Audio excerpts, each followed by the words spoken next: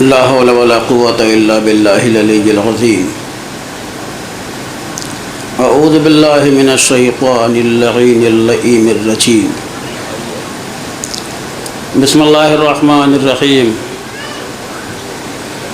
الحمد لله رب العالمين الذي جعل الحمد ثمنا لنعمائه ومعازا من بلائه وسبيلا إلى جنانه وسببا لزيادة إحسانه والصلاة والسلام على رسوله نبي الرحمة وإمام الأئمة وسراج الأمة المنتخب من قينة الكرم وسلالة المجد الأقدم ومغرس الفخار المعرق وفرع العلاء المثمر المورق أبي القاسم المحمد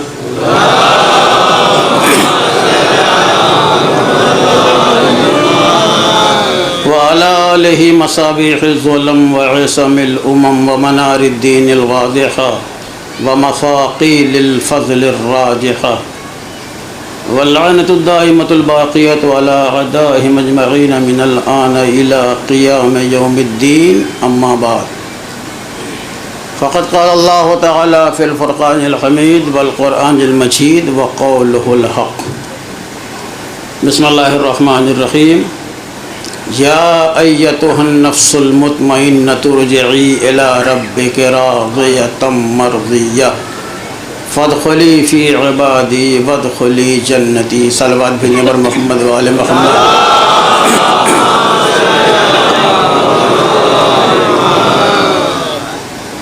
حضرات کرام قدر، یہ میرے لیے انتہائی شرف کا مقام ہے کہ آج مجھے جلوس اربعین کی مجلس کے خطاب کرنے کا موقع ملا ہے، اور اسی کے ساتھ ساتھ اس بات کی بھی وضاحت کرتا چلوں، جیسا کہ آپ تمام حضرات کے علم میں بھی ہے کہ میں ماہ محرم میں شدید بیمار تھا اور ہاسپٹل میں ایڈمٹ تھا. مجھے ڈاکٹر نے مجلس پڑھنے سے بالکل منع کر دیا تھا، لیکن میں نے جلوس اربعین کی مجلس کا وعدہ صرف اس لیے کیا کہ اللہ اسی مجلس کے صدقے میں مجھے مکمل شفا عطا فرمائے. آمین. آئیے عزیزو، قرآن عظیم جو سرچشمہ فصاحت و بلاغت ہے، قرآن عظیم جو خالق کائنات کا آفاقی لاسانی فقید المثال کلام ہے، قرآن جو اپنے حرکات کے اعتبار سے بھی معجزہ ہے، اعراب کے اعتبار سے بھی معجزہ ہے، الفاظ کے اعتبار سے بھی معجزہ ہے، انداز بیان کے اعتبار سے بھی معجزہ ہے، اور اپنی بقا کے اعتبار سے بھی معجزہ ہے. یہ قرآن جہاں بہت سی چیزوں کا تذکرہ اپنی آیتوں کے منظرنامے میں کرتا ہے، وہیں قرآن نے اپنی آیتوں کا محور سورہ فجر میں نفس مطمئنہ کو قرار دیا ہے. عزیزو، ظاہراً یہ چند آیتیں ہیں، لیکن اگر حقیقت کے اعتبار سے ان آیتوں کے اوپر غور کیا جائے تو یہ آیتیں چند لفظوں کا مجموعہ ہیں، اور حقیقت کے اعتبار سے فضائل و کمالات کا ایک بہتا ہوا سمندر. آیت اپنے ایجاز میں شان اعجاز رکھتی ہے. آیت ایک جامع جہاں نما ہے جس میں فضائل و کمالات کی دنیا سمٹی ہوئی ہے. آیت نہیں ہے بلکہ ایک نقطہ با ہے جس میں پورا قرآن فضیلت سمٹا ہوا. میں نے اسی آیت کو آج کی اس مجلس اعزا کے لیے اپنا سرنامہ بیان اور مطلع سخن قرار دیا ہے. ارشاد پروردگار ہو رہا ہے یا ایتھا النفس المطمئنہ، اے اطمینان سے بھرے ہوئے نفس، ارجعی الی ربک راضیۃ مرضیہ، اپنے پروردگار کی بارگاہ میں پلٹا اس حال میں کہ دونوں ایک دوسرے سے راضی ہوں۔ فادخلی فی عبادی، میرے بندوں میں شامل ہو جا، وادخلی جنتی، اور میری جنت میں بھی داخل ہو جا۔ لیجئے میں نے تبرکن اور تیمنن آیت کا ترجمہ کر دیا، لیکن عزیزو نفس مطمئنہ کی عظمت کیا ہے، اس کی وضاحت کے لیے 2 منٹ آپ کا چاہتا ہوں۔ عالم انسانیت کو نطق و ادراک کی قوت عطا کر کے اشرفیت کا تاج پہنانے والا، نفس آدم کو بلندیاں عطا کرنے والا، جگہ جگہ قرآن مجید میں نفس کو مسئول قرار دے کر اسے مرکز آزمائش و ابتلا بنانے والا، کبھی نفس مومن کے عوض جنت کی ضمانت لیتا ہے اور کبھی کسی نفس کی قیمت اپنی مرضی قرار دیتا ہے۔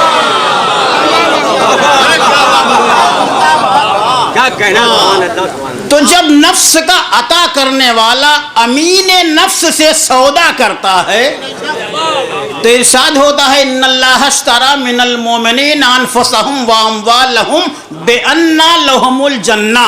کیا مطلب؟ دانائے راز، عالم اسرار، نفس مومن کی عظمتوں کے پیش نظر بہار فردوس عطا کرتا ہے۔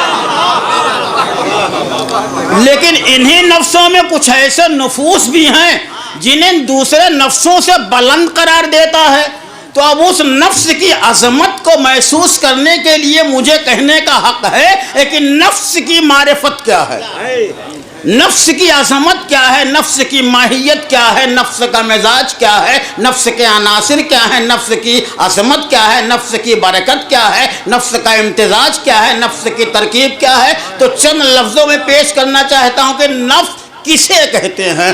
نفس وہ بھی ہے جو انسان کو شیطان بنا دیتا ہے، نفس وہ بھی ہے جو اس دنیا میں رہنے والے انسان کو شیطان بنا دیتا ہے، نفس وہ بھی ہے جو آدم بنا کے مسجود ملائکہ بنا دیتا ہے۔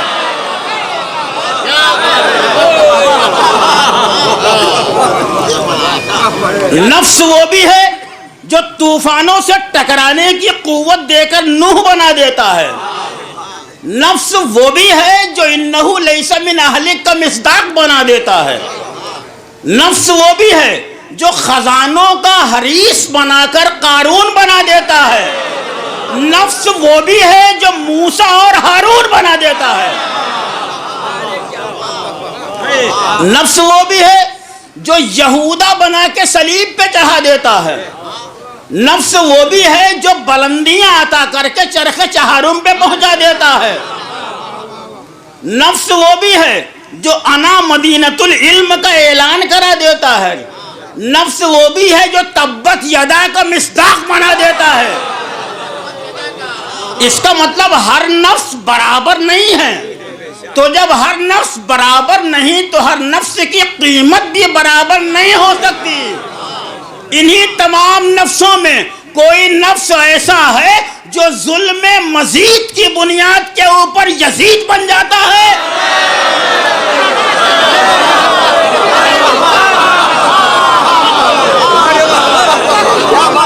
کوئی نفس ایسا ہے جو ظلم مزید کی بنیاد کے اوپر یزید بن جاتا ہے، اور کوئی نفس ایسا ہے جو صبر شدید کی بنیاد پر نفس مطمئنہ کا مصداق ہو جاتا ہے۔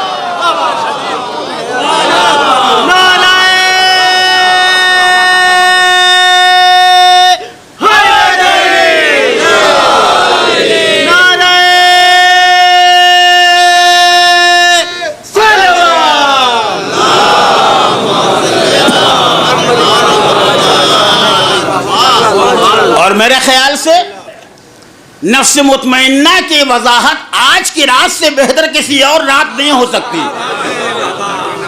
کیونکہ نفس مطمئنہ کا بہترین مصداق حسین کی ذات ہے. اور یہی پہ وضاحت کرتا تھا کہ آج کی میری مجلس کا موضوع کیا ہے. قتل حسین کا ذمہ دار کون؟ لیکن اس کی وضاحت کے لیے مجھے حسین اور ان کے اصحاب کے بارے میں تو کچھ پڑھنا ہی پڑے گا کہ حسین کی عظمت کیا ہے. تو سب سے پہلا مرحلہ حسین کی معرفت کیا ہے. عزیزوں، معرفت کی منزل بعد میں آتی ہے، پہلے خود لفظ معرفت کو دیکھا جائے. یہ معرفت کیا ہے؟ حسین کے پہچاننے کا مرحلہ بعد میں آئے گا. خود معرفت کیا ہوتی ہے؟ عرفان کسے کہتے ہیں؟ ہمیں جو معرفت کا حکم دیا گیا ہے اس کا مزاج کیا ہوتا ہے؟ میں اس کے لیے بہت سے طریقے ہیں. 2 مثال پیش کرتا ہوں اور اپنے منزل پہ آتا ہوں. کسی شے کے پہچاننے کے 2 طریقے ہیں. پہلا طریقہ، کبھی بنیاد کو پہلے پہچانا جاتا ہے اور بنیاد کے ذریعے آثار کو پہچانتے ہیں. بنیاد کو پہلے پہچانتے ہیں، آثار کو بعد میں پہچانتے ہیں. اور کبھی آثار کو پہلے پہچانتے ہیں، بنیاد کو بعد میں پہچانتے ہیں. بات وہی، کبھی بنیاد کی معرفت پہلے ہوگی، آثار کی بعد میں. کبھی آثار کی معرفت پہلے ہوگی، بنیاد کی معرفت بعد میں. مثال پیش کرتا ہوں. دروازہ مقفل ہے، تالا لگا ہوا ہے. آپ نے دور سے دیکھا کوئی انسان دروازے کے قریب کھڑا ہے اور اس کا ہاتھ گردش میں ہے. آپ نے اس کی ہاتھ کی حرکت کو دیکھا. اب آپ چاہے دروازہ کھلتے ہوئے نہ بھی دیکھیں، ہاتھ کی حرکت کے ذریعے آپ کو دروازے کے کھلنے کا علم ہوگا. یہاں بنیاد ہاتھ کی گردش ہے. یہاں بنیاد کی معرفت پہلے ہوئی، دروازہ کھلنے کی معرفت بعد میں ہوئی.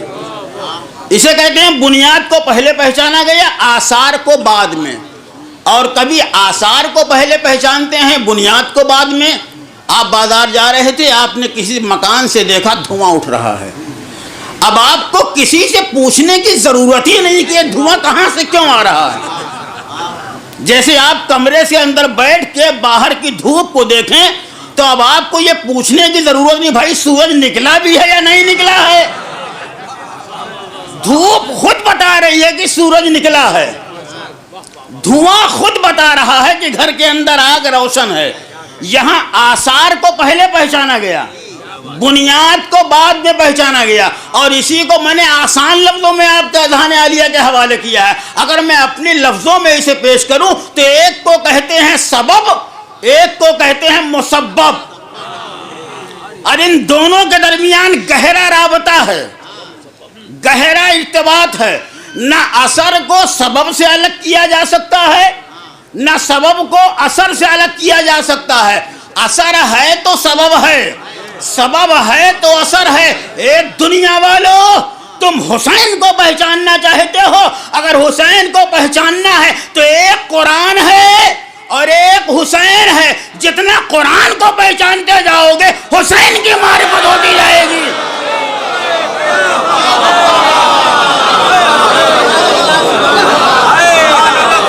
اور جتنا حسین کو پہچانو گے قرآن کی معرفت ہوتی جائے گی. کیوں؟ حسین عالم قرآن ہیں، حسین معلم قرآن ہیں، حسین سرچشمہ قرآن ہیں، حسین معنی قرآن ہیں، حسین عرفان قرآن ہیں، حسین اقدار قرآن ہیں، حسین ترجمان قرآن ہیں، حسین ایقان قرآن ہے، حسین مزاج قرآن ہے، حسین فرمان قرآن ہے. جو حسین ہے وہ قرآن ہے، جو قرآن ہے وہ حسین.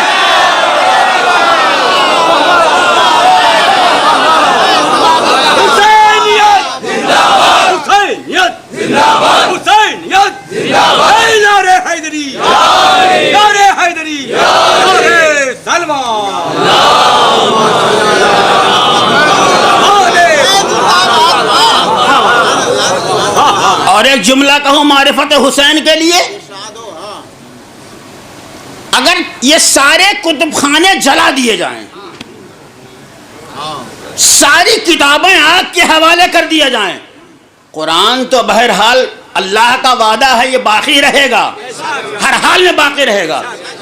تاریخ میں سیرت پہ لکھی جانے والی ساری کتابیں اگر آگ کے حوالے کر دی جائیں، اگر جلا دی جائیں، اگر دریا کے حوالے کر دی جائیں، صرف قرآن باقی رہے تو حسین کے کردار کو سمجھنے کے لیے تنہا قرآن کافی ہے.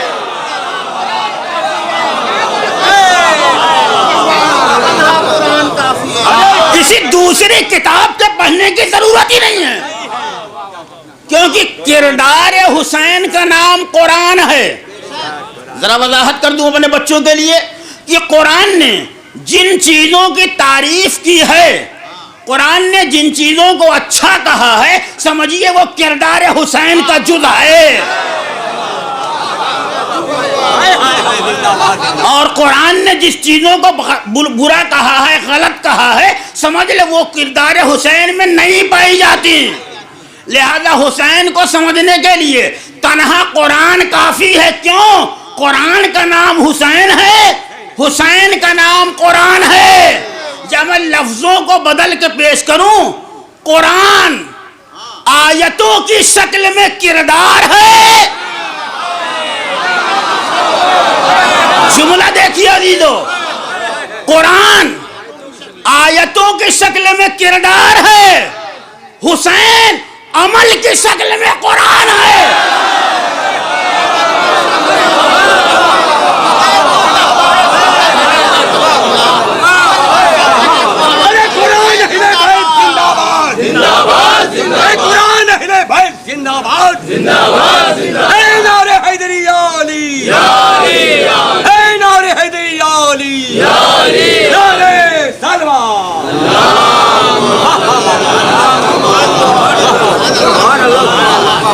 تو حسین کی معرفت کے بہت سے گوشے ہیں. معرفت حسین باعتبار آیات قرآن، معرفت حسین باعتبار احادیث پیغمبر، معرفت حسین باعتبار کردار حسین. ہر معرفت کے لیے کم سے کم دو مجلسیں درکار ہیں، مگر صرف اشارہ کرتا چلتا ہوں. ایک نمونہ معرفت حسین قرآن کی روشنی میں، معرفت حسین حدیث کی روشنی میں، معرفت حسین کردار حسین کی روشنی میں. قرآن کی روشنی میں ایک آیت آپ کی سنی ہوئی آیت، بڑی مشہور و معروف آیت، ہر انسان کو حفظ ہے، وہ آیت آیت تطہیر. جب آیت تطہیر کے نزول کا وقت آیا تو رسول نے جن افراد کو حصار میں لیا تھا ان میں علی و فاطمہ کے ساتھ ساتھ حسین کی بھی ذات شامل تھی. اس کا مطلب نگاہ قرآن میں طہارت کا معیار حسین کی ذات. اور جب سب کو دائرے میں لے لیا تھا تو رسول نے ایک دعا کی تھی، اللہم ہؤلاء اہل بیتی، پروردگارہ یہی میرے اہل بیت ہیں، ان سے ہر رجس کو دور رکھنا. اب ایک نازک سی بات کہہ رہا ہوں، نعوذ باللہ اگر خاتم بدہن، اگر حسین کے کردار میں کوئی کمی پائی جائے گی، کوئی نقص پایا جائے گا، کوئی عیب پایا جائے گا، تو یہ کمی حسین کی کہی جائے گی یا خدا کی کہی جائے گی؟ اگر کردار حسین میں کوئی عیب پایا جائے گا تو یہ حسین کے کردار کا عیب نہیں ہوگا، خدا کی طرف بات جائے گی. اسی لیے جب طہارت کردار حسینی کا مسئلہ تھا، اللہ ان کی طہارت کا اعلان کرنا چاہتا تھا تو اس نے ارادے کی نسبت بندوں کی طرف نہیں دی ہے، ارادے کی نسبت اپنی ذات کی طرف دی ہے.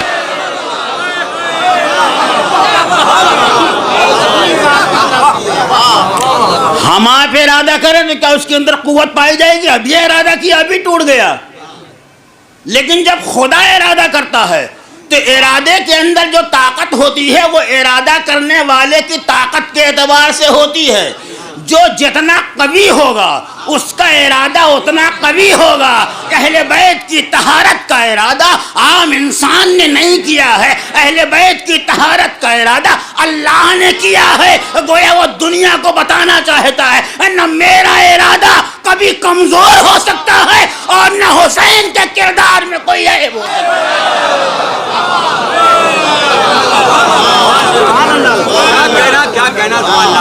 پہلی آیت اور آگے بڑھتا ہوں, حدیث میں آئیے. وہی حدیث جو آپ کی سنی ہوئی ہے, میں تمہارے درمیان دو بے عیب چیزیں چھوڑے جا رہا ہوں. پڑھ چکا ہوں ایک بات, اپنے سامعین کے لیے دوبارہ اس کو عرض کرتا ہوں. پتہ نہیں کہاں سے ثقلین کا ترجمہ گراں قدر آ گیا. افسوس ہے ان علماء کرام کے اوپر جنہوں نے ثقلین کا ترجمہ گراں قدر کر دیا. کیوں؟ ثقل اور ہوتا ہے, ثقل اور ہوتا ہے. ثقل کے معنی ہوتے ہیں بوجھ, اور ثقل کے معنی ہوتے ہیں دوسرے. لیکن حدیث میں لفظ ثقل استعمال نہیں ہوا ہے. اگر ثقل ہوتا تو آپ کہتے میں تمہارے درمیان دو وزنی چیزیں چھوڑ رہا ہوں. مگر کیا کیجئے گا, رسول نے ثقل نہیں کہا ہے, ثقلین کہا ہے. یعنی ثقل کے معنی ہوتے ہیں بے عیب ہونا. اگر ایک ہے تو اسے ثقل کہا جائے گا, دو ہے تو اسے ثقلین کہا جائے گا. گویا رسول یہ نہیں کہہ رہے ہیں میں تمہارے درمیان دو بھاری چیزیں چھوڑ رہا ہوں. رسول یہ کہہ رہے ہیں میں تمہارے درمیان دو بے عیب چیزیں چھوڑ رہا ہوں.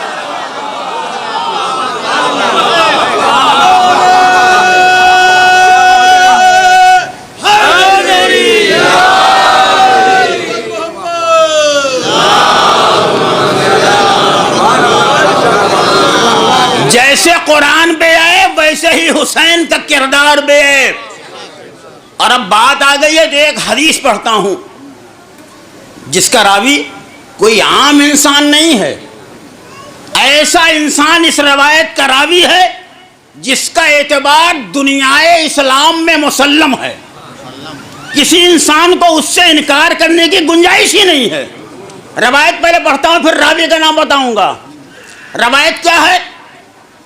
قال رسول اللہ من احبنی و احب حسین و اباہما و امہما کان لئی فی الجنت فی درجتی. جو مجھ سے محبت کرے, میرے ان دونوں نواسوں سے محبت کرے, ان کے باپ سے محبت کرے, ان کی ماں سے محبت کرے, وہ جنت میں میرے ساتھ میرے درجے میں ہوگا.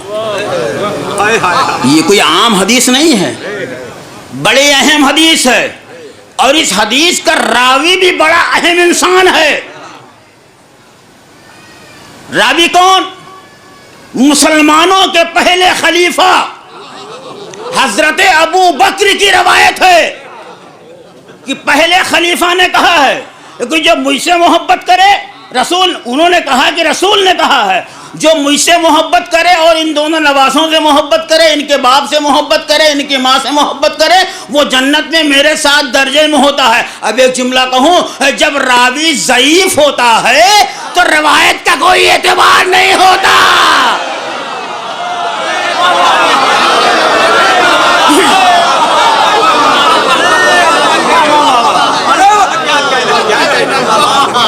جب راوی ضعیف ہوتا ہے تو روایت کا کوئی اعتبار نہیں ہوتا. لیکن اگر کسی روایت کرنے والا ایسا انسان ہو جس کا اعتبار دنیائے اسلام میں ثابت ہو چکا ہو اور کسی انسان کو اس روایت کے اوپر بھی اعتبار نہ آئے تو سمجھ لو اس کا اعتبار نہ خلافت پہ ہے نہ رسالت پہ ہے.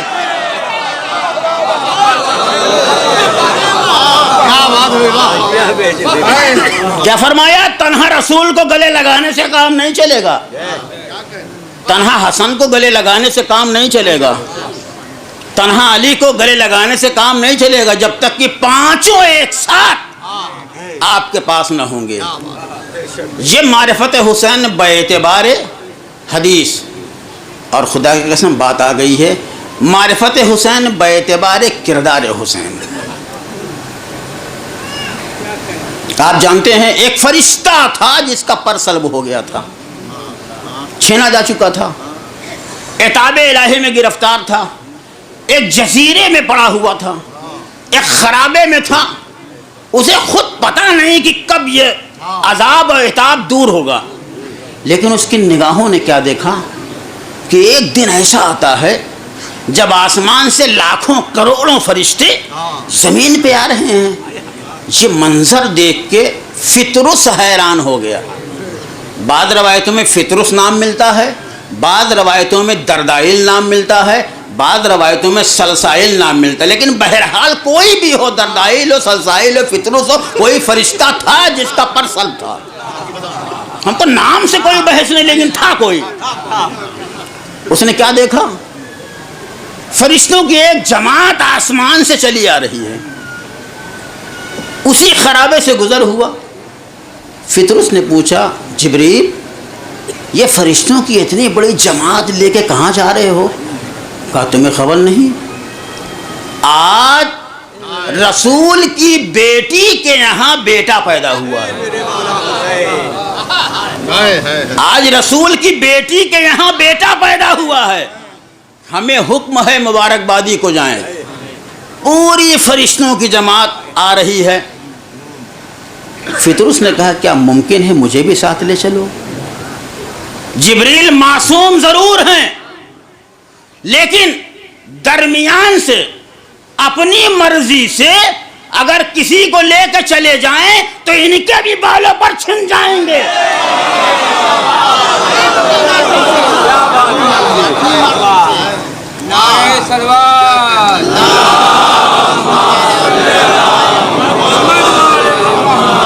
معصوم ضرور ہیں، لیکن اپنی مرضی سے اگر جائیں، کسی کو لے جائیں تو ان کے بھی بالوں پر چھن جائیں گے، لیکن اگر جبریل لے کے گئے ہیں تو اس کا مطلب ہے کہ اللہ کی مرضی یہی ہے کہ فطرس کو شفا یاب کیا جائے۔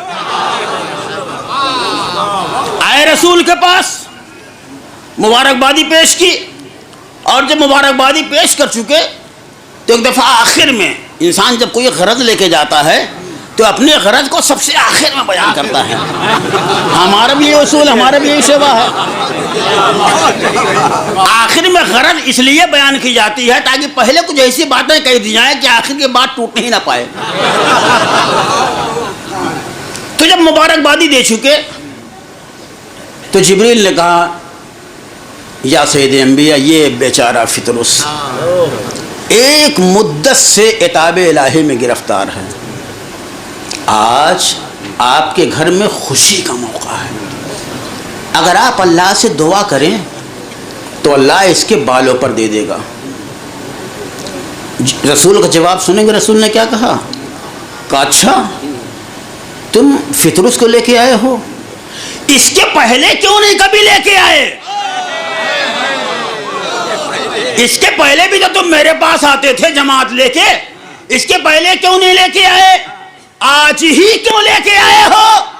کہا آج آپ کے گھر میں خوشی کا موقع ہے، آج اللہ نے آپ کی بیٹی کو بیٹا دیا ہے۔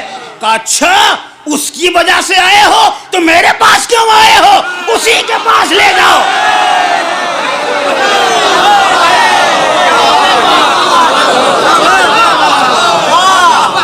میرے پاس کیوں آئے ہو؟ اسی کے پاس لے جاؤ۔ ایک دفعہ جبریل نے پھر اپنے دوست کے اوپر سوار کیا، گہوارے حسین کے قریب فطرس کو لا کے لٹا دیا۔ اب کوئی تاریخ نہیں کٹی کہ فطرس نے اپنے جسم کو حسین کے جسم سے مس کیا ہو، بلکہ فطرس نے اپنے جسم کو حسین کے گہوارے سے مس کیا۔ میں کہوں گا اے فطرس، ارے تو گہوارے سے کیوں مس کر رہا ہے؟ کہا کیا تجھے نہیں معلوم میں فرشتہ ہوں، مجھے بخوبی معلوم ہے کہ حسین عالم ظاہر میں ہمیشہ اس دنیا میں موجود نہیں رہیں گے، اگر کسی کو شفا چاہیے تو وہ کہاں؟ گہوارے حسین پائے۔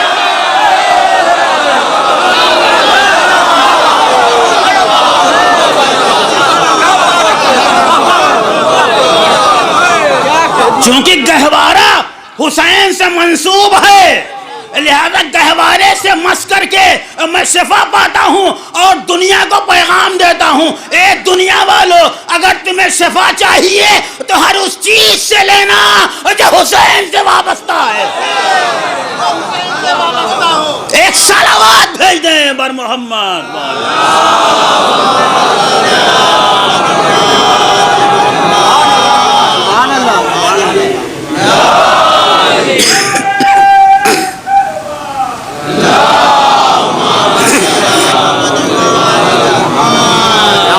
اچھا، کیا فطرس کا دونوں پر چھینا گیا تھا؟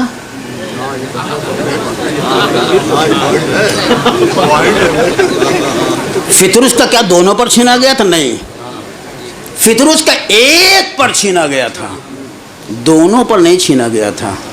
آپ پر قطر دیتے ہیں تو پرندہ اڑ نہیں سکتا،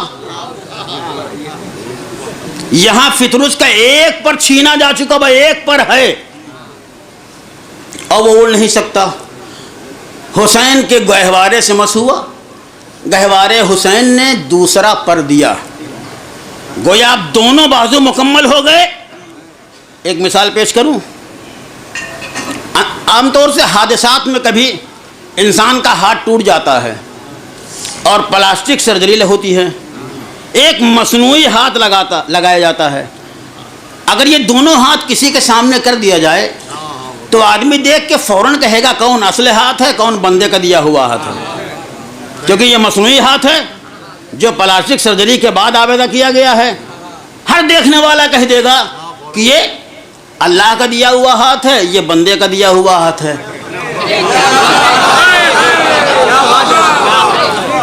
خدا کی قسم، فطرس کے ایک طرف فضل حسینی ہے،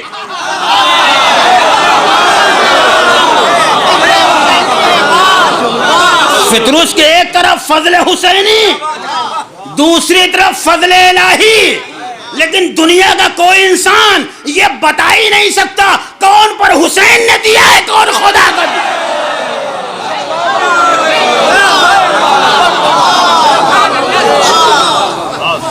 جتنے خطوط فضل حسینی میں ہیں اتنے ہی خطوط فضل الہی والے پر میں ہیں۔ اور فطرس کو فقط پر کا انعام نہیں ملا ہے، وہ تو اڑتا ہوا گیا کہ کون میرے بالوں پر چھین سکتا ہے، میرے جیسا کون ہے۔ میں اس بارگاہ سے پر لے کے آیا ہوں جو دینے کے بعد واپس نہیں لیا، یہ ساری باتیں ہیں۔ فطرس کو نہیں، فطرس کو معلوم ہے کہ آج جتنا بھی غرور کروں گا کم ہے، وہاں سے آ رہا ہوں جو دینے کے بعد لیا نہیں کرتے۔ لیکن فطرس کا ایک لقب اور ہوا، اب جب یہ حسین کے گہوارے سے مس ہو کے پر لے کے آسمان پہ گیا ہے تو آسمان کے فرشتے اب فطرس کو فطرس کہہ کے نہیں بلاتے، آسمان کے فرشتے فطرس کو غلام حسین کہہ کے بلاتے۔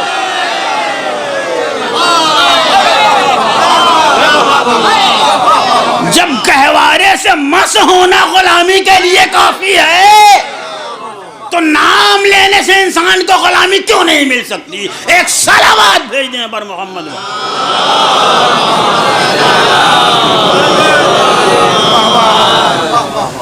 اچھا، ہمارے ملک کے حالات آج کل کیا ہیں آپ بہتر جانتے ہیں، لیکن اگر دوسرے ملک کا انسان آئے اور ہمارے صدر جمہوریہ کو کوئی مشورہ دے، کیا یہ مناسب ہے؟ یا آدمی کیا کہے گا، بھائی آپ کے ملک کے داخلی معاملات ہیں، آپ خود حل کیجئے، ہمیں اس میں بولنے کا کوئی اختیار نہیں ہے، چاہے صدر اعظم ہو، وزیر اعظم ہو، کوئی بھی ہو۔ گویا دنیا کا اصول ہے، ایک ملک کا رہنے والا دوسرے ملک کے قانون میں دخل اندازی نہیں کرتا۔ فطرس کا مسئلہ کہاں کا ہے؟ فطرس کا مسئلہ زمین کا ہے یا آسمان کا ہے؟ اگر زمین کا مسئلہ ہوتا اور زمین میں کسی انسان کے پاس پیش کر دیا جاتا اور وہ حل کر دیتا تو کوئی مذائقہ نہیں تھا۔ فطرس کا مسئلہ زمین کا مسئلہ نہیں ہے، فطرس کا مسئلہ آسمان کا مسئلہ ہے۔ میں کہوں گا آسمان پہ رہنے والے فرشتوں کے درمیان ہی فطرس کے مسئلے کو پیش کر دیا جاتا، کوئی فرشتہ آگے بڑھتا اور فطرس کے مسئلے کو حل کر دیتا، لیکن نہیں، فطرس جانتا تھا میرا مسئلہ آسمان پہ حل ہونے والا نہیں ہے، لہذا آسمان پہ رہنے والا فرشتہ زمین پہ آتا ہے اور حسین کے گہوارے سے مس ہونے کے بعد شفا یاب پاتا ہے، شفا ملتی ہے، اور رسول فقط شفا نہیں دیتے، اسے گہوارے حسین کے پاس بھیجتے ہیں۔ یہ حسین کے گہوارے کے پاس رسول فطرس کو نہیں بھیجتے، بلکہ دنیا کو بتانا چاہتے ہیں، اے دنیا والو، حسین کے اختیارات کی حدوں کو دیکھو، اللہ نے حسین کو جہاں بھی بولنے کا حق دیا ہے وہاں بھی بولنے کا حق دیا ہے۔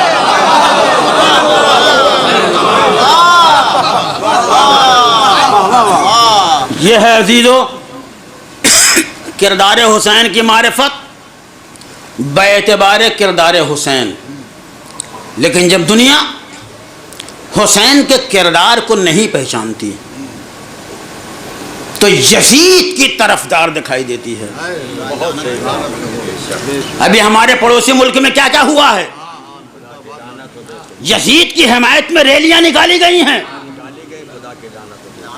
یزید کی حمایت میں نہ جانے لاکھوں انسان سڑکوں پہ آئے ہیں، نہیں معلوم ان کا اسلام کیسا ہے۔ تو جب بات یہاں تک آ گئی تو مجھے کہنے دیجئے، جب یزید اور یزید کے اعمال کے بارے میں گفتگو چلتی ہے تو ہر انسان یہ کوشش کرتا ہے یزید کے دامن سے خون حسین کے داغ کو دھو دیا جائے، لہذا کوئی کہتا ہے یزید نے حسین کو قتل ہی نہیں کیا، کوئی کہتا ہے یزید کو حسین کے قتل کی خبر ہی نہیں تھی، کوئی کہتا ہے یزید کو معلوم ہی نہیں تھا۔ دیکھا آپ نے جتنے انسان آج ہر مورخ، ہر محدث، ہر مفسر سارا زور اسی پہ لگائے ہے یزید کے دامن سے خون حسین کا داغ دھو دیا جائے۔ نہ یزید نے حسین کو قتل کیا، نہ یزید نے حسین کے قتل کا حکم دیا، نہ یزید کے دامن کے اوپر خون حسین کا دھبا ہے، ہر انسان صفائی پیش کر رہا ہے اور یزید کو اپنا حامی قرار دے کے یزید کو خون حسین سے پاک و پاکیزہ قرار دیتا ہے۔ لیکن عزیزو ایک مثال پیش کروں اپنی بات کی وضاحت کے لیے، یہ یزید کی طرفداری کیوں ہو رہی ہے، یزید کی حمایت کیوں ہو رہی ہے؟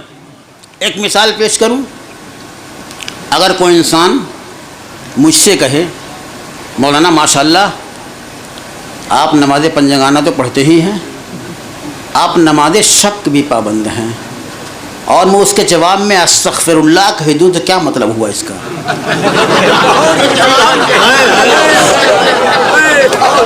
کوئی انسان مجھ سے کہے کہ مولانا آپ نماز شک کے پابند ہیں اور میں کہنا استغفر اللہ استغفر اللہ، اس کا مطلب کیا ہوا؟ اس کا مطلب نماز شب میری نگاہ میں عیب ہے، میں نہیں چاہتا کہ نماز شب مجھ سے منسوب ہونے پائے۔ لیکن اگر میں نے اس کے جواب میں یہ کہہ دیا کہ مولانا آپ نماز شب پڑھتے ہیں اور میں نے کہا الحمدللہ، کیا مطلب؟ یقیناً نماز شب ایک ہنر ہے جس سے میں اپنے کو منسوب کرنا چاہتا ہوں۔ مولانا آپ یہ نیک کام کرتے ہیں، یہ کام کرتے ہیں، یہ کام کرتے ہیں، اور میں ہر بات کے اوپر الحمدللہ کہتا جاؤں کہ اس کا مطلب جتنے کام گنائے گئے ہیں وہ سب میری نگاہ میں اچھے ہیں، جبھی میں چاہتا ہوں کہ اچھے کام مجھ سے منسوب رہیں۔ اور اگر کسی نے کہا آپ چوری بھی کرتے ہیں، آپ یہ کرتے ہیں، آپ وہ کرتے ہیں، آپ اللہ والا کرتے ہیں، اور میں ہر بات کے اوپر استغفر اللہ کہتا جاؤں، تو اس کا مطلب یہ ہے کہ جتنے برے کام ہیں میں چاہتا ہوں کہ اس کی نسبت مجھ سے منسوب نہ ہونے پائے۔ مثال واضح ہو گئی؟ گویا اس مثال سے ایک قانون بنا، ایک اصول بنا۔ اصول کیا بنا؟ انسان جس چیز کو ہنر سمجھتا ہے اس سے اپنے کو منسوب کرتا ہے، اور جس چیز کو عیب سمجھتا ہے اس سے اپنے دامن کو پاک کرتا ہے۔ یہ سارے مورخین، یہ سارے محدثین سارا زور لگائے ہوئے ہیں یزید کی طرف قتل حسین کی نسبت نہ ہونے پائے، گویا یہ درپردہ اقرار کر رہے ہیں کہ قتل حسین یقیناً کوئی جرم ہے۔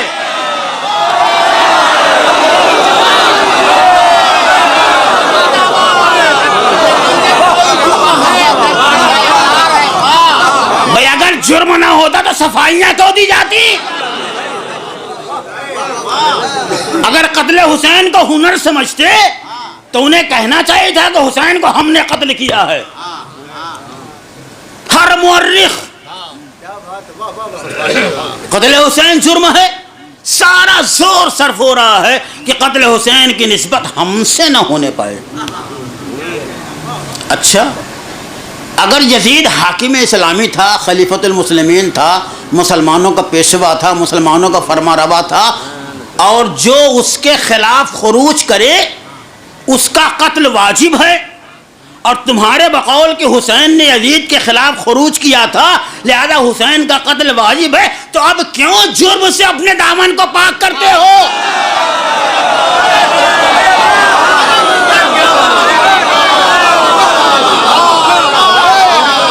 ارے بآواز بلند کہو حسین کو ہم نے قتل کیا ہے۔ بات تو واضح ہوئی نا؟ یہ تو عام مورخین کا خیال ہے۔ خود جب یزید کے سامنے یہ مسئلہ آیا تو یزید بھی بڑا ہوشیار تھا، بڑا چالاک تھا، اس نے بھی اپنے دامن سے خون حسین کے داغ کو دھونا چاہا۔ اس نے بھی کہا میں نے حسین کا قتل نہیں کیا ہے، میں نے تو فقط بیعت کا مطالبہ کیا تھا۔ یہ ابن زیاد کا ذاتی عمل ہے کہ اس نے بیعت نہ کرنے کے اوپر حسین کو قتل کر دیا۔ قتل حسین سے میرا کوئی واسطہ ہی نہیں ہے، قتل حسین سے میری کوئی نسبت ہی نہیں ہے۔ اور اس کے بعد یزید نے ایک جملہ اور کہا۔ اچھا، ابن زیاد بھی کہتا ہے، یزید کہتا ہے کہ میں نے نہیں قتل کیا، یہ ابن زیاد کا ذاتی عمل ہے، اور ابن زیاد سے پوچھئے تو وہ بھی کہہ رہا ہے کہ میں نے نہیں قتل کیا ہے، یزید نے قتل کیا ہے۔ دونوں کی زبان کے اوپر یہی جملہ ہے۔ اس کے بعد یزید نے ایک جملہ کہا، خدا برا کرے ابن مرجانہ کا۔ یزید کے جملے ہیں، خدا برا کرے ابن مرجانہ کا۔ یزید تیرا کروڑوں شکریہ کہ تو نے عبید اللہ ابن زیاد کو ماں کے نام سے یاد کیا ہے، باپ کے نام سے نہیں یاد کیا ہے۔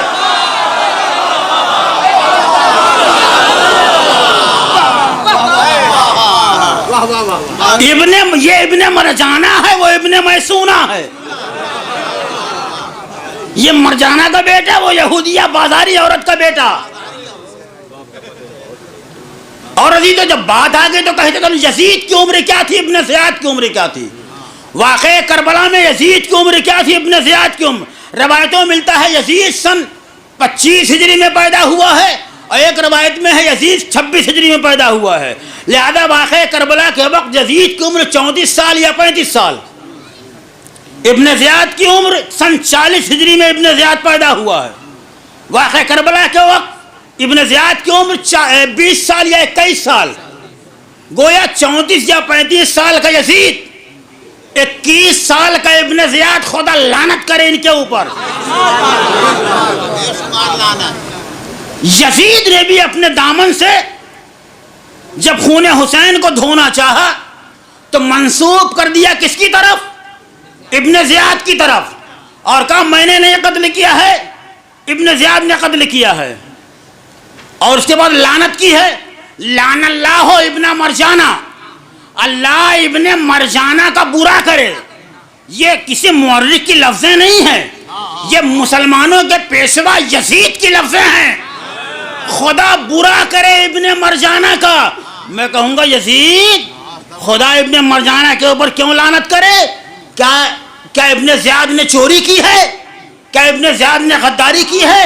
کیا ابن زیاد نے کوئی برا کام کیا ہے؟ کیا ابن زیاد نے کوئی غلط کام کیا ہے؟ خدا ابن مرجانہ کے اوپر کیوں لعنت کرے؟ کہا تجھے نہیں معلوم، اور میں نے حسین سے بیعت مانگی تھی اس نے بیعت نہ کرنے کے اوپر ابن زیاد کو اس نے بیعت نہ کرنے کے اوپر حسین کو قتل کر دیا، لہذا ابن مرجانہ کے اوپر لعنت۔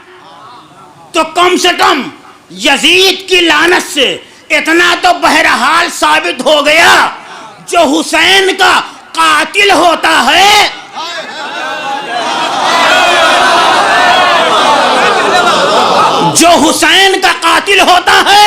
وہ ہم حسینیوں ہی کی نظر میں نہیں، یزید کی بھی نظر میں قابل لعنت ہوتا ہے۔ فقط ہمیں اسے قابل لعنت نہیں سمجھتے، یزید کی نظر میں بھی وہ انسان قابل لعنت ہے جو قتل حسین کا مجرم ہے۔ اب یہاں تک آپ آ گئے، اب آئیے ایک کتاب کا حوالہ دیتا ہوں۔ مصر کے مورخ، بڑے مشہور مورخ کرا بھائی جانتے ہیں، ڈاکٹر طٰہٰ حسین، بڑا عظیم مورخ، آپ نے ایک کتاب لکھی، کتاب کا نام الفتنۃ الکبریٰ۔ نام ہی دیکھیے،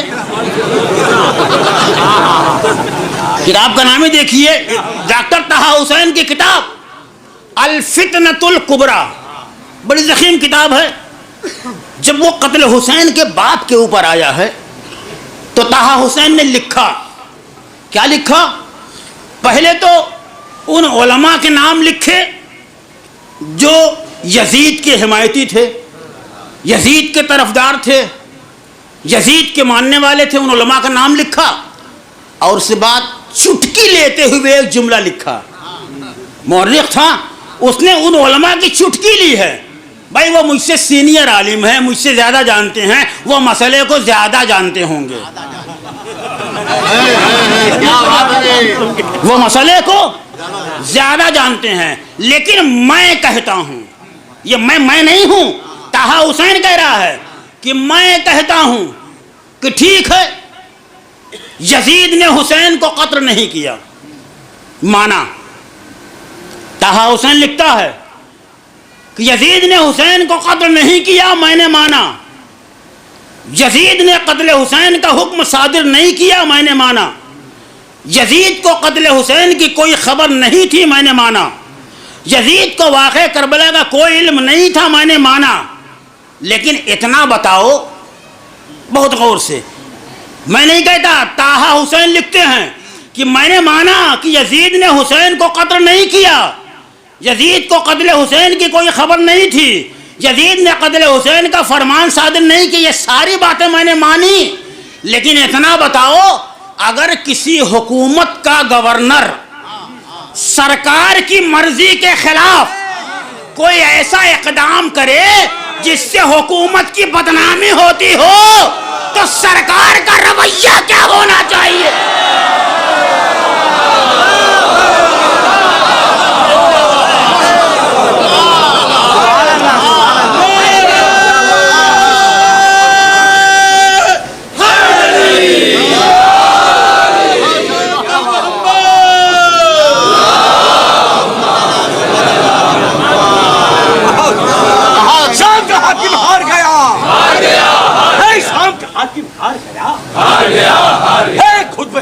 زندہ باد زندہ باد زندہ ہے خود زینب زندہ باد زندہ باد زندہ ہے مسجد مسجد بول مؤذن بول مؤذن بول مؤذن ہے لہجے اکبر زندہ باد زندہ باد زندہ باد نعرہ حیدری یا علی یا علی نعرہ سلوہ۔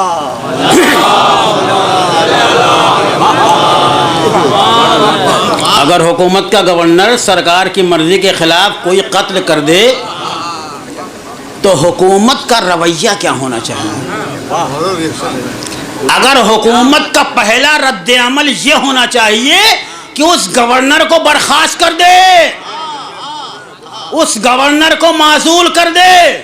لیکن طٰہٰ حسین لکھتے ہیں کہ اس عمل کے انجام دینے کے بعد بھی عہدہ باقی رہا، اسے معزول نہیں کیا گیا، اسے عہدے سے برخاست نہیں کیا گیا۔ اور یاد رکھیے، کوئی بھی حکومت اگر مجرم کو عہدے پہ باقی رکھتی ہے تو جتنا جرم اس مجرم کا ہے اتنا ہی سرکار کا ہے۔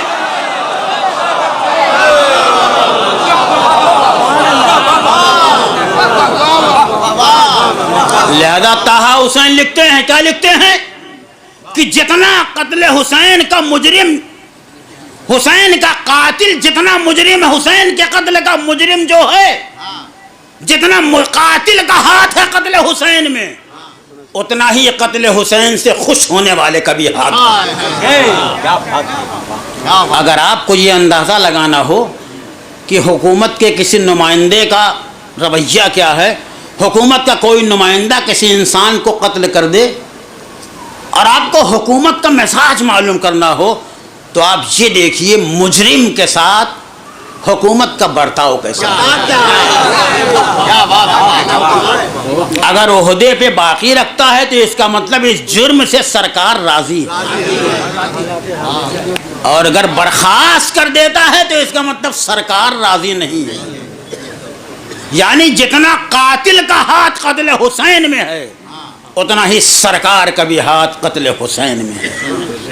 طٰہٰ حسین نے لکھا، علامہ تفتازانی نے بھی لکھا کہ یزید نے ٹھیک ہے ابن مرجانہ کے اوپر لعنت کر دی۔ ارے مسلمانوں، یزید کے اوپر لعنت بعد میں کیجئے، پہلے یہ طے کیجئے یزید مسلمان بھی ہے یا نہیں ہے۔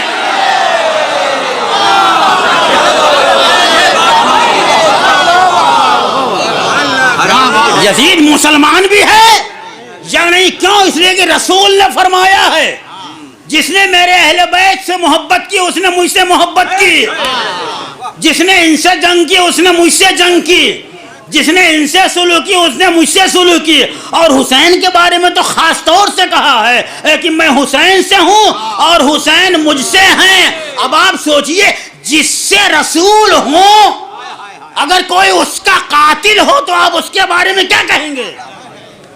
اگر نبی کا کلمہ پڑھنے والے اصحاب سے ہم اختلاف کریں تو ہمیں کافر کہا جاتا ہے۔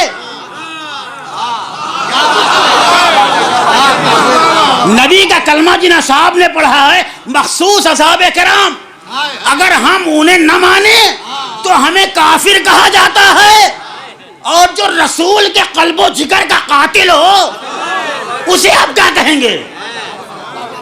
اس کا مطلب چاہے حسین کا قاتل ہو چاہے کسی اور کا قاتل ہو، جتنا مجرم کا ہاتھ ہے اتنا ہی سرکار کا بھی ہاتھ۔ یزید کو 3 سال اقتدار ملا ہے، صرف 3 سال، اور 3 سال میں یزید نے تاریخی کارنامہ انجام دیا ہے۔ 3 سال حکومت کے لیے یزید کو میسر ہوئے، اور 3 سال میں 3 کارنامہ، بہت بڑا کارنامہ جو مسلمانوں کے لیے زخم بنا ہوا ہے ہمارے لیے، اس نے انجام دیا۔ حکومت کے پہلے سال فرزند رسول کا قتل، ابھی میں مصائب کی منزل میں نہیں ہوں، پہلے سال فرزند رسول کا قتل، دوسرے سال مدینہ رسول کی تاراجی، تیسرے سال خانہ خدا کے اوپر حملہ۔ 3 سال ملے ہیں، اور تینوں سال میں اس نے 3 کام انجام دیا۔ حکومت کے پہلا سال فرزند رسول کا قتل، دوسرے سال مدینہ رسول کو برباد کیا، تیسرے سال خانہ کعبہ کے اوپر منجنیق سے برسات کی، خانہ کعبہ کو جلا دیا۔ آپ یزید کے کاموں کی ترتیب کو دیکھ رہے ہیں؟ ذرا غور کیجئے کس ترتیب سے اس نے کام کیا ہے۔ پہلے سال فرزند رسول، دوسرے سال رسول، تیسرے سال خدا۔ یا لفظوں کو بدل کے آواز دوں، پہلے سال فرزند رسول کا قتل، دوسرے سال مدینہ رسول کی تاراجی، تیسرے سال خانہ خدا کے اوپر حملہ۔ لفظوں کو بدل کے آواز دوں، پہلے سال امامت کا قتل، دوسرے سال نبوت کے اوپر حملہ، تیسرے سال توحید کے اوپر حملہ۔ جو امامت و نبوت و توحید کے اوپر حملہ کر رہا ہو اسے دنیا کا انسان کیسے مسلمان مان سکتا ہے؟ لہذا اے دنیا والوں، اگر خدا والا بننا ہے تو پہلے رسول والا بننا پڑے گا، اور اگر رسول والا بننا ہے تو پہلے حسین والا بننا پڑے گا۔ بغیر حسین کے چارے کار نہیں۔ کیوں؟ حسین کسی معمولی ذات کا نام نہیں ہے۔ میرے مولا، رسول نے جسے گوشوارے عرش قرار دیا، رسول نے جسے اپنے دوست کی زینت قرار دیا، رسول نے جسے اپنے پشت کی زینت قرار دیا۔ عام انسان زینت نہیں قرار دے رہا، رسول زینت قرار دے۔ اس کا مطلب حسین کی ذات رسول کی نگاہوں کے اندر مشخص ہے۔ لیکن آپ 2 لمحے کے لیے اس دور کے اوپر اس دور کو ملاحظہ کیجئے جو دور حسین کا دور تھا۔ ایک طرف حسین کا دور ہے، ایک طرف یزید کا دور ہے۔ کیسا یزید؟ جو برائیاں کر کے بھی خلیفہ ہے، خلیفۃ المسلمین۔ جو اسلام کا ٹھیکیدار تھا وہ شرابی تھا، جو مسلمانوں کا پیشوا تھا وہ انتہائی بدکار تھا۔ گویا دور حسین میں ایک عیب پیدا ہو گیا تھا، برائیوں کو مذہب سے جوڑ دیا گیا تھا۔ یہ حسین نے قیام کیوں کیا ہے مدینے سے کربلا کا؟ مذہب میں برائیاں شامل کر دی گئی تھیں، مذہب کو برائیوں سے جوڑ دیا گیا تھا۔ حسین چاہتے تھے مذہب کو الگ کر دیا جائے، برائیوں کو الگ کر دیا جائے۔ اسی لیے حسین نے آواز دی، چاہے میرے سر و تن میں جدائی ہو جائے لیکن میں مذہب کو الگ کر دوں گا، برائیوں کو الگ کر دوں گا۔ اور حسین نے جو وعدہ کیا تھا وہ پورا کیا۔ حسین کے سر و تن میں جدائی ہوئی، مذہب الگ ہو گیا، برائیاں الگ ہو گئیں۔ اب ایک جملہ کہوں، آج اگر اسلام میں شراب نہیں ہے، آج اگر اسلام میں ریاکاری نہیں ہے، آج اگر اسلام میں سود نہیں ہے، آج اگر اسلام میں چوری نہیں ہے، تو جب تک یہ احساس زندہ رہے گا، ہر دور یہ آواز دیتا رہے گا، زندہ باد ہے حسین، تو نے میدان جیت لیا۔ اب کسی میں ہمت نہیں وہ بدکاری کے نام کے اوپر دین کا خلیفہ بن جائے۔ یہ قربانی حسین کا پہلا اثر کہ برائیوں کو مذہب سے الگ کر دیا گیا تھا۔ یزید خلافت کے نام پر برائیوں کو مذہب سے جوڑ رہا تھا، حسین امامت کے نام کے اوپر مذہب سے برائیوں کو الگ کر رہے تھے۔ لہذا جو برائیوں کو جوڑ رہا تھا اس کا سلسلہ ختم ہو گیا، جو برائیوں کو الگ کر رہا تھا اس کا سلسلہ آج بھی پردہ غیبت میں قائم ہوتا ہے۔ تو قربانی حسین کا پہلا اثر، 9 اثر پیش کروں گا قربانی حسین کا۔ پہلا اثر، بہت سے اثرات، مختصراً 9 اثر۔ پہلا اثر قربانی حسین کا، برائیاں مذہب سے الگ کر دی گئیں۔ دوسرا اثر سنیے، یزید نے انقلاب حسینی کو ناکام بنانے کے لیے سب سے پہلا جو حربہ استعمال کیا وہ حربہ بندش آب کا حربہ تھا۔ پانی بند کر دیا جائے، اور بندش آب کا حربہ استعمال ہوا۔ 4 محرم کو فرات کے کنارے سے اسی لیے خیمے ہٹائے گئے تھے کہ حسین کے انقلاب کو ناکام بنانا ہے۔ لہذا اس انقلاب کو ناکام بنانے کے لیے سب سے پہلا حربہ جو استعمال کیا گیا وہ بندش آب کا حربہ تھا۔ اب ایک جملہ کہوں، جب تک حسین زندہ تھے ظلم کے اندر پانی بند کرنے کا حوصلہ باقی تھا۔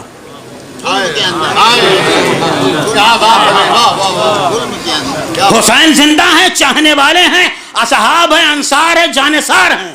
یعنی جب تک حسین نے اور جانثاران حسین نے قربانیاں نہیں دی تھیں، ظلم کے اندر پانی بند کرنے کا حوصلہ تھا۔ لیکن جب حسین نے قربانیاں پیش کر دی تو کربلا سے کوفہ تک، کوفہ سے شام تک، شام سے زندان شام تک کوئی تاریخ نہیں بتاتی کہ اہل حرم کے اوپر کبھی پانی بند کیا گیا ہو۔ اس کا مطلب یہ نہیں کہ پانی کی سبیلیں لگائی گئی تھیں، نہیں، انقلاب کو ناکام کرنے کے لیے بندش آب کا حربہ استعمال نہیں کیا گیا۔ اب مجھے کہنے دیجئے، جب تک حسین زندہ تھا ظلم کا حوصلہ بلند تھا، لیکن جب حسین نے قربانی پیش کر دی تو یہ قربانی حسین کا دوسرا اثر ہے کہ اس کے جسم کے اندر پانی بند کرنے کی ہمت ہی باقی نہیں۔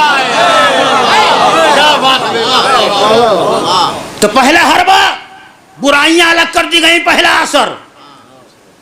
قتل حسین کے بعد پھر کبھی کوئی فرمان یزید کی طرف سے صادر نہیں ہوا۔ قربانی حسین کا تیسرا حربہ، جب تک حسین زندہ تھے بیعت کا مطالبہ چل رہا تھا۔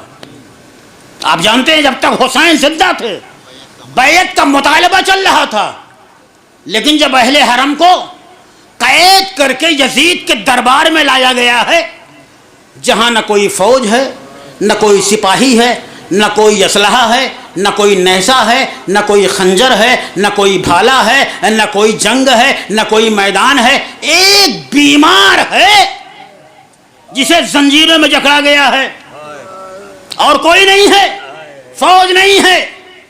لیکن تاریخ گواہ ہے کہ یزید نے کسی بچے سے یہ نہیں کہا کہ دیکھو حسین نے بیعت نہیں کی تھی، ان کا کیا انجام ہوا، اب بھی غنیمت ہے، تم بیعت کر لو۔ ارے حسین کے اصحاب کو چھوڑ دیجئے، کسی بچے تک سے بھی یزید کے کہنے کی ہمت نہیں تھی کہ حسین نے نہیں کیا تھا، اب تم کر لو، چھڑ جاؤ گے۔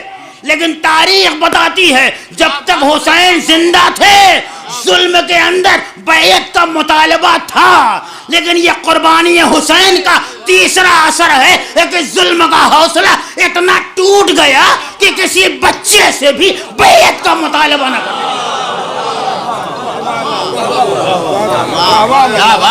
یہ قربانی حسین کا تیسرا اثر۔ چوتھا اثر سنیے، دربار کس کا ہے؟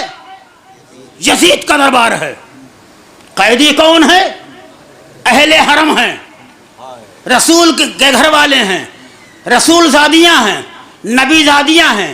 لیکن عزیزارو، جب اہل حرم کو یزید کے دربار میں لایا گیا ہے تو اہل حرم نے کوئی احتجاج نہیں کیا کہ ہم دربار میں نہیں جائیں گے، کوئی احتجاج زبان سے نہیں کیا۔ تو کیا دربار میں احتجاج نہیں ہوا؟ اہل حرم نے کوئی احتجاج نہیں کیا، لیکن یزید کے دربار میں احتجاجات کا سلسلہ شروع ہوا۔ سب سے پہلا احتجاج یزید کی بیٹی نے کیا، دوسرا احتجاج یزید کی زوجہ نے کیا۔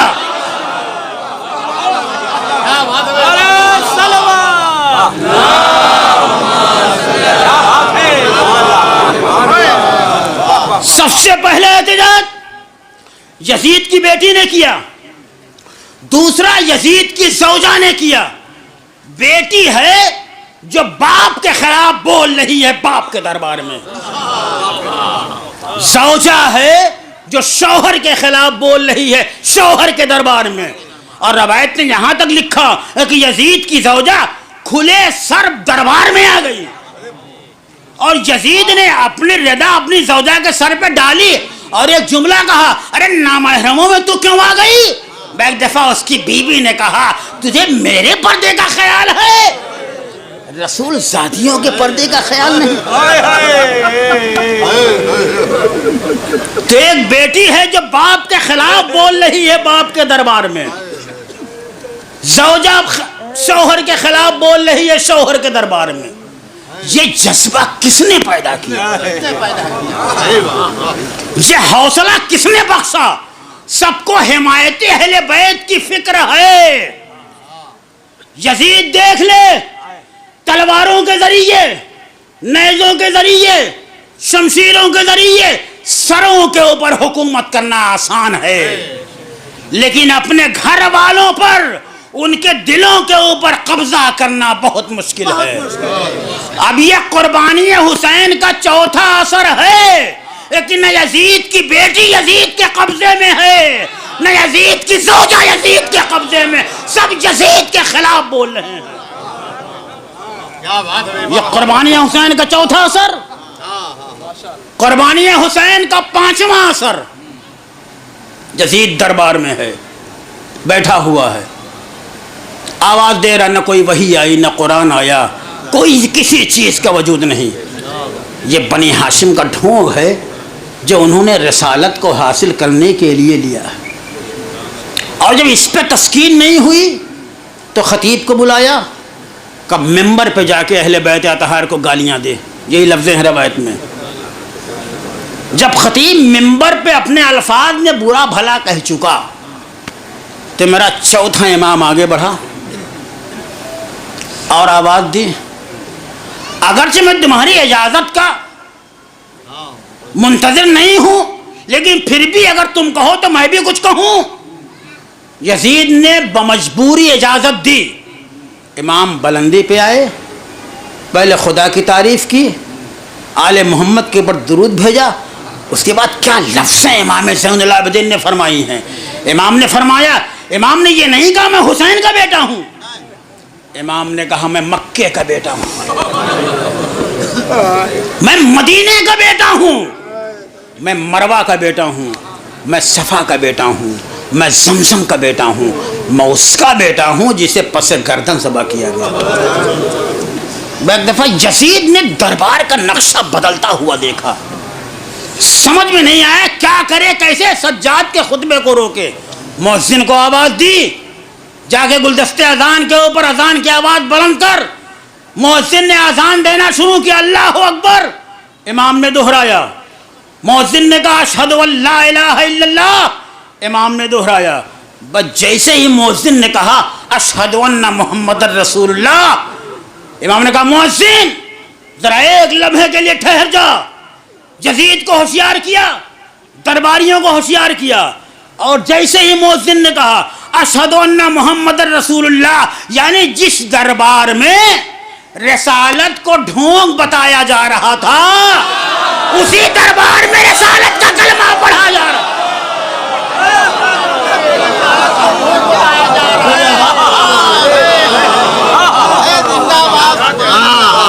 اب یہ قربانی حسین کا اثر ہے، جس رسالت کا کوئی نام نہیں سننا چاہتا تھا، اس رسالت کے اثرات دربار ظالم میں دیکھے جا رہے ہیں۔ یہ قربانی حسین کا اثر نہیں تو اور کیا ہے۔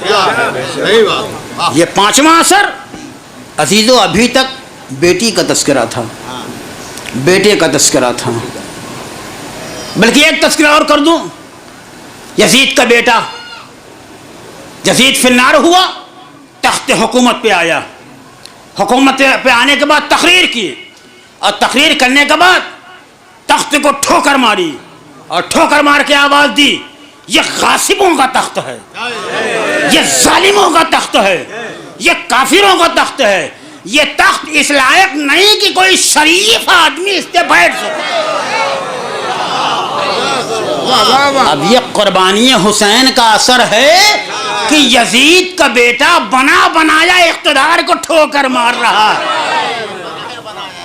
تو بیٹی کا تذکرہ تھا، بیوی کا تذکرہ تھا، بیٹے کا تذکرہ تھا، دربار کے مؤذن کا تذکرہ تھا۔ اب آئیے خود یزید کو دیکھو، اس کی کیا حالت ہے قتل حسین سے۔ یزید دربار میں ہے، سونا چاہتا ہے، نیند نہیں آتی۔ ایک طرف یزید ہے جہاں آسائش ہی آسائش ہے، آرام ہی آرام ہے، محل ہی محل ہے، سکون ہی سکون ہے۔ ایک طرف اہل حرم ہے جہاں پریشانیاں ہی پریشانیاں ہیں، جہاں مصیبتیں ہی مصیبتیں ہیں۔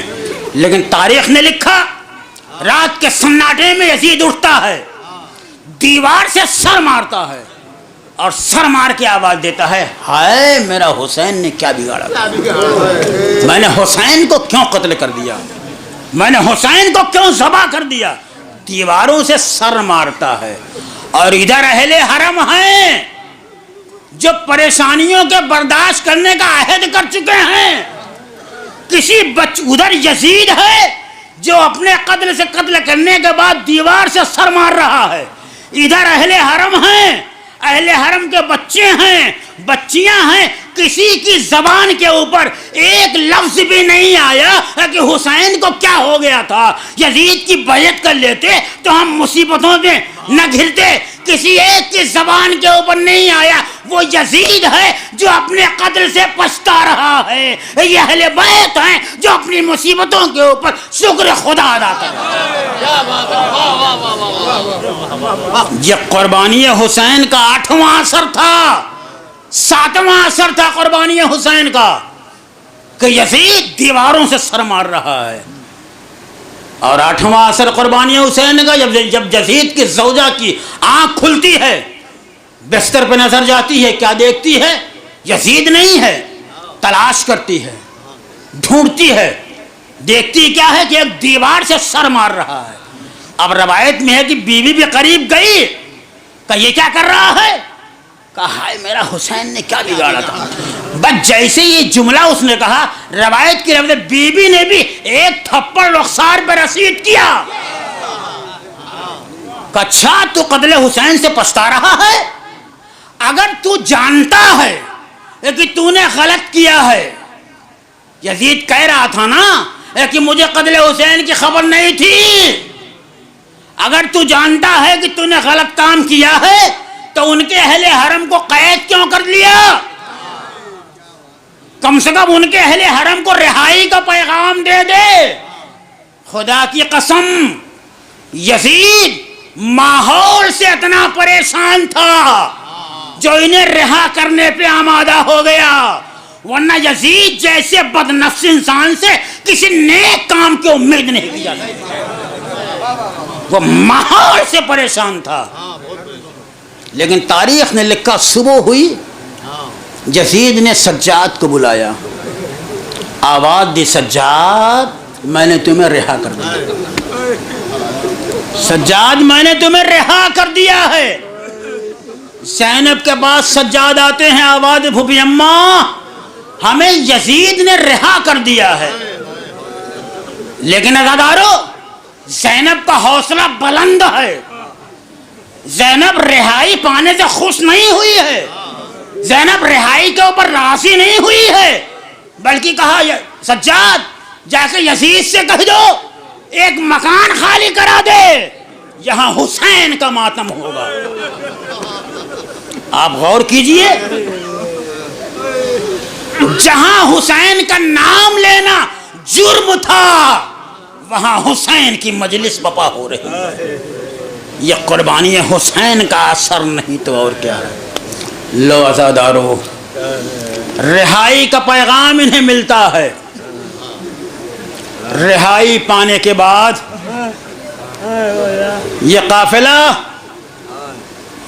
مدینہ نہیں بلکہ کربلا کی طرف آتا ہے.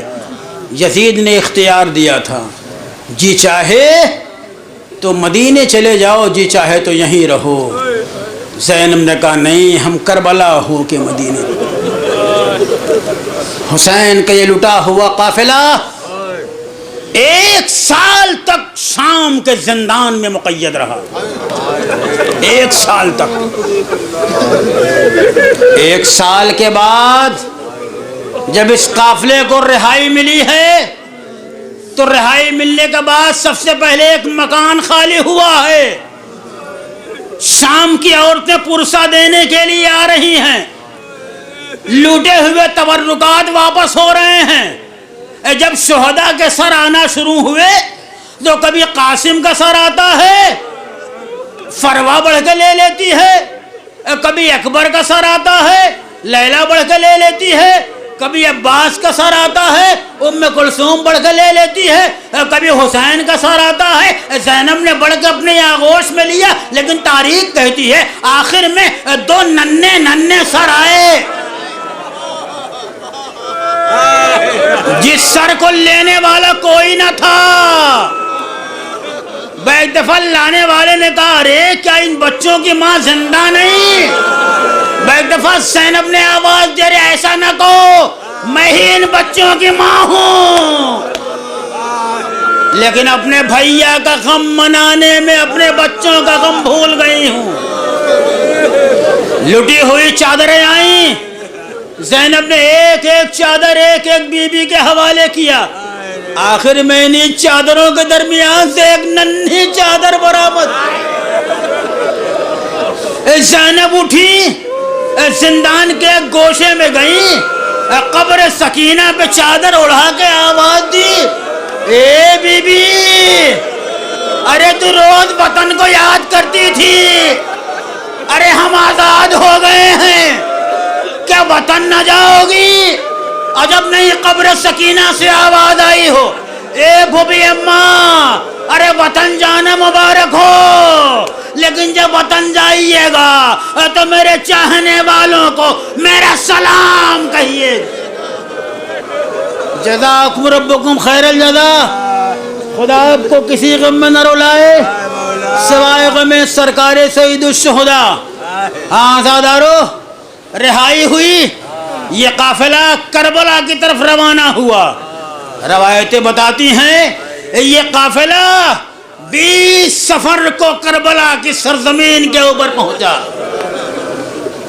یہ پہلا چہلم ہے جو اہل حرم نے زندان سے چھوٹنے کے بعد کربلا کے ریگستان کے اوپر منایا ہے، لیکن جیسے یہ لٹا ہوا قافلہ کربلا کے ریگستان کے اوپر پہنچتا ہے، ارے ہر بی بی اپنے کو ناکوں سے گرا دیتی ہے، ہر بی بی کو عاشور کا منظر یاد آتا ہے، ارے کوئی قاسم پہ آنسو بہاتی ہے، کوئی اکبر کے اوپر آنسو بہاتی ہے، کوئی حسین کا گریہ کرتی ہے، گویا ہر ایک 3 روز تک ماتم ہوا، لیکن ایک حسین کا چاہنے والا 40 کے دن کربلا پہنچتا ہے، آوا قبر حسین کو تلاش کرتا ہے، کہیں قبر حسین کا نشان نہیں ملتا، آواز دی السلام علیک یا ابا عبداللہ، جواب سلام آیا، آواز دی اے میرے آقا، ارے آپ کی قبر کدھر ہے؟ امام نے آواز دی ارے ادھر آجا جابر۔ ایک دفعہ جابر قبر حسین پہ پہنچے، پھر ایک دار آواز آئی اے جابر، ارے میری قبر کی زیارت کر چکے، اب اتنی دور چلے جاؤ۔ ارے آقا کیوں؟ کہا تجھے معلوم نہیں میری زینب آ رہی۔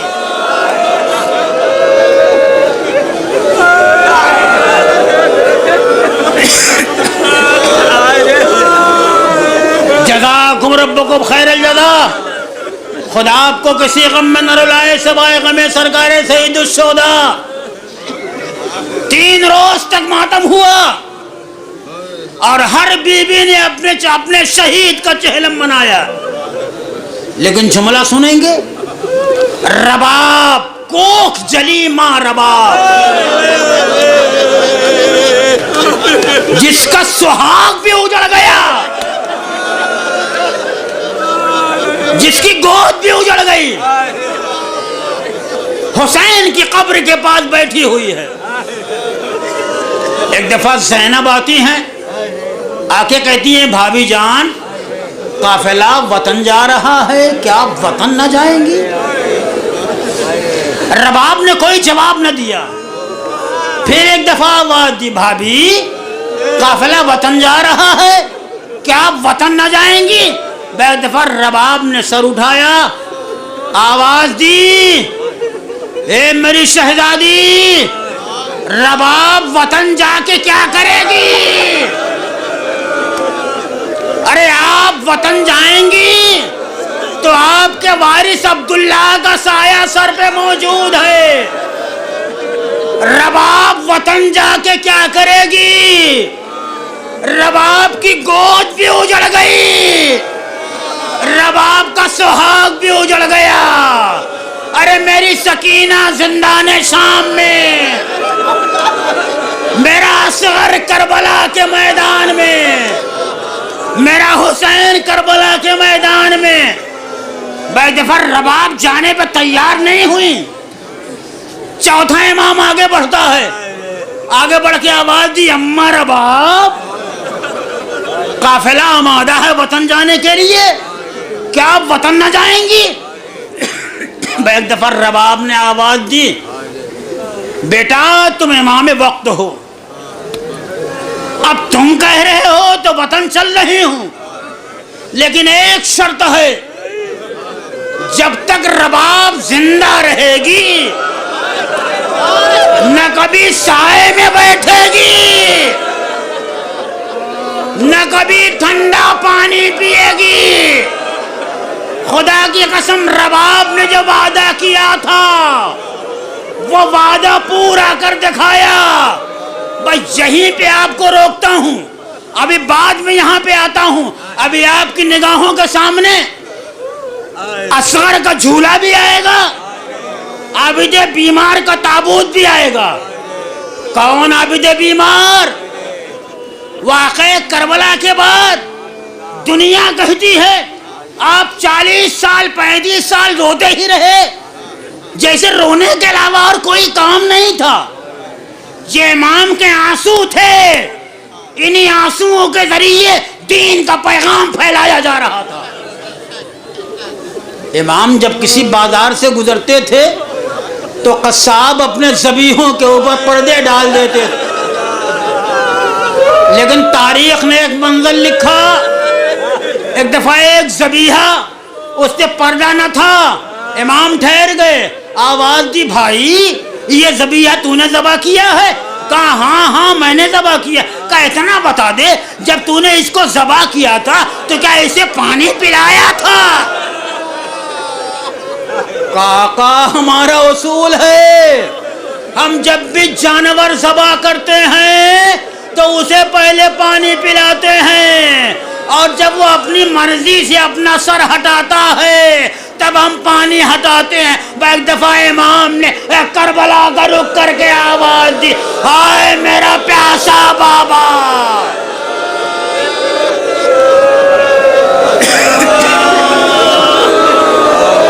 جب کسی نے پوچھا سجاد آپ کو سب سے زیادہ اذیت کہاں ہوئی، تو آپ نے اکبر کے سینے کا تذکرہ نہیں کیا، آپ نے عباس کے کٹے ہوئے بازوؤں کا تذکرہ نہیں کیا، آپ نے علی اصغر کی چھری ہوئی گردن کا تذکرہ نہیں کیا، آپ نے قاسم کی کچلی ہوئی لاش کا تذکرہ نہیں کیا، آپ نے حسین کے پامال لاشے کا تذکرہ نہیں کیا، آپ نے شام غریبہ کے سناٹے کا تذکرہ نہیں کیا۔ جب بھی کسی نے پوچھا آپ کو سب سے زیادہ اذیت کہاں ہوئی، آپ نے کہا الشام الشام الشام، ہائے بازار شام، ہائے دربار شام، ہائے زندان شام۔ دو فقرے آزادارو، تاریخ اسلام میں فقط دو انسان ایسے گزرے ہیں جنہوں نے کسی کو غسل دیتے وقت نعرہ بلند کیا ہے اور چیخ بلند کی ہے۔ دو انسان گزرے ہیں جنہوں نے کسی کو غسل دیتے وقت چیخ ماری ہے، ایک علی ہیں ایک محمد باقر ہیں۔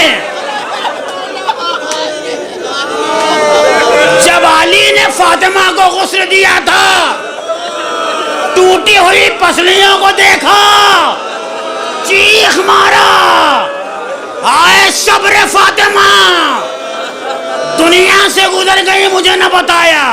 اور ایک امام محمد باقر ہے، جب امام زین العابدین کا انتقال ہوا اور آپ نے غسل دیا تو ایک چیخ بلند کی، اور چاہنے والوں نے پوچھا اے آقا آپ نے بابا کو غسل دیتے وقت چیخ کیوں بلند کی؟ کہا تمہیں کیا بتاؤں، واقعہ کربلا کو 35 سال گزر چکے ہیں مگر آج بھی میرے بابا کی پشت کے اوپر تازیانوں کے نشانات۔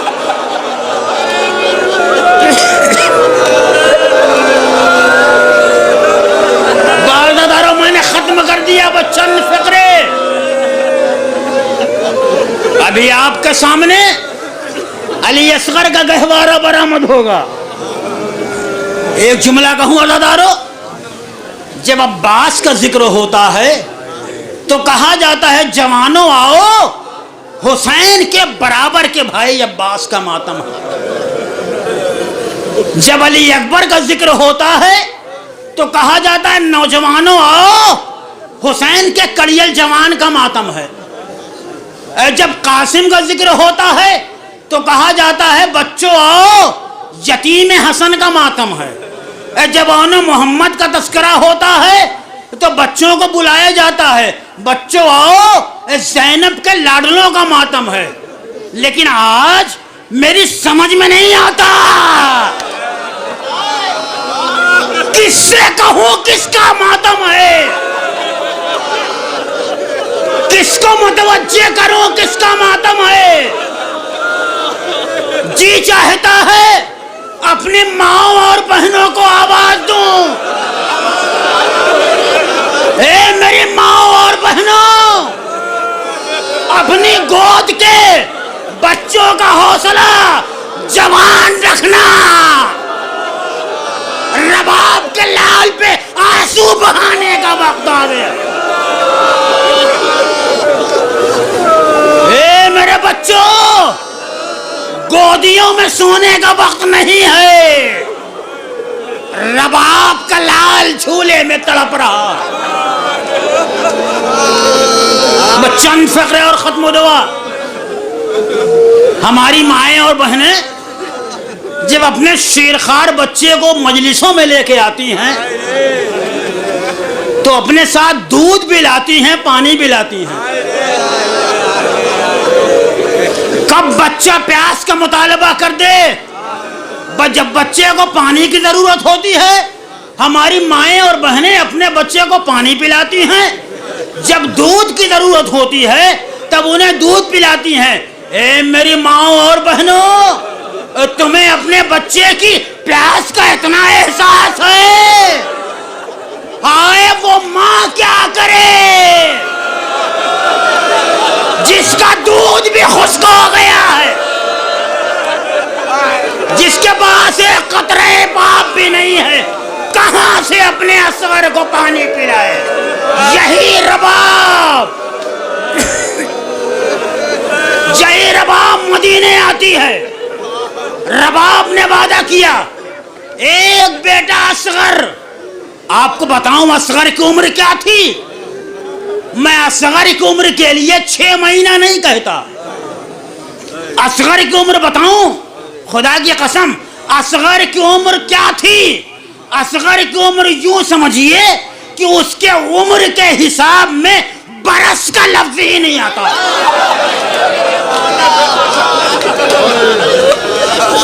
برس کا لفظ ہی نہیں آتا. رباب جب تک زندہ رہی اپنے اس لال کو یاد کرتی رہی, اپنے اس لال کے اوپر آنسو بہاتی رہی. دو فقرے اور اسی پہ ختم و دعا. آپ کی نگاہوں کے سامنے علی اصغر کا جھولا برآمد ہوگا. عزادارو رباب نے وعدہ کیا تھا جب تک زندہ رہوں گی نہ کبھی سائے میں بیٹھوں گی نہ کبھی دھوپ میں بیٹھوں گی. خدا کی قسم رباب نے جو وعدہ کیا تھا وہ وعدہ پورا کر دکھایا. نہ کبھی سائے میں بیٹھی نہ کبھی ٹھنڈا پانی پیا. لیکن روایت کی لفظیں ہیں ایک دفعہ زینب قریب آئیں, آواز دی بھابی ارے کب تک سائے میں نہ چلیے گا, کب تک ٹھنڈا پانی نہ پیجیے گا. لیکن زینب جانے پر تیار نہیں ہوئی. ایک دفعہ چوتھا امام آگے بڑھا, آگے بڑھ کے آواز دی اماں ارے کب تک دھوپ میں رہیے گا, ارے سائے میں چلیے.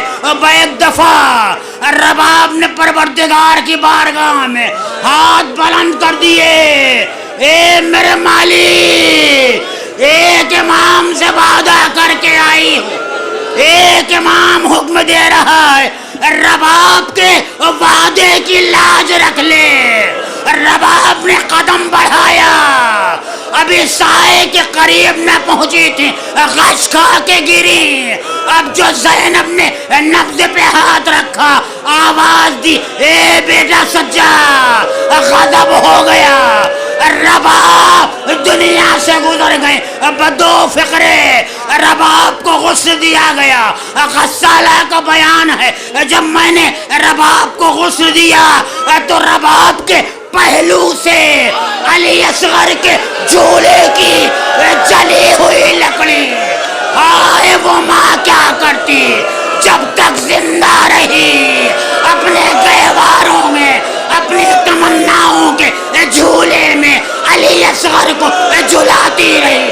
اے میرے لال، اے میرے لال، جھول لے، یہ ماں جب تک زندہ رہے گی تجھے تمناؤں کے گہوارے میں جھلاتی رہوں گی۔